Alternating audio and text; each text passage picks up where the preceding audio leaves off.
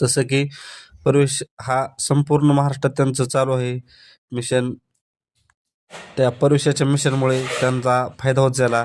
समजा मित्रांनो तुम्हाला सांगतो, जर एखादा माजी नगरसेवक जर घेतला आणि त्याला तिकीट देईल, तर त्याचे काय पहिले मतदान असतात 1000-2000 काय, व त्याच्यानंतर पक्षाचे काय 1000-2000. त्यामुळे नगरसेवक त्यांना निवडून आणायला काही म्हणजे अवघड वाटलंच नाही. त्यामुळे त्यांचे 120 नगराध्यक्ष आले.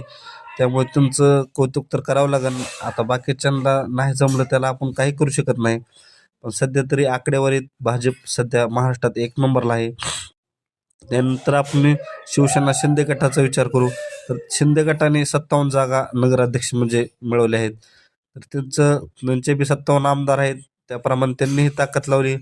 पण शिंदे साहेबांनी काय केलं की त्यांच्याकडे नगरविकास खातं आहे.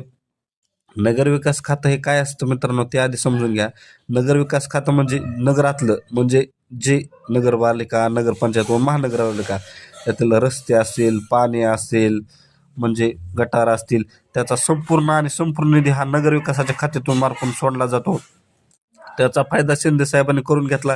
त्यांनी प्रचारात सांगितलं की मी नगरविकास खात्याची माझ्याकडे चावी आहे, तुम्ही फक्त माझा नगराध्यक्ष निवडून आणा, मी तुम्हाला नगराध्यक्ष निवडून दिल्यानंतर निधीला कसलीही कमतरता पडू देणार नाही. त्याचा फायदा त्यांना तो झाला की तब्बल 57 नगराध्यक्ष आले. आजपर्यंत शिवसेनेचे इतके नगराध्यक्ष कधी आले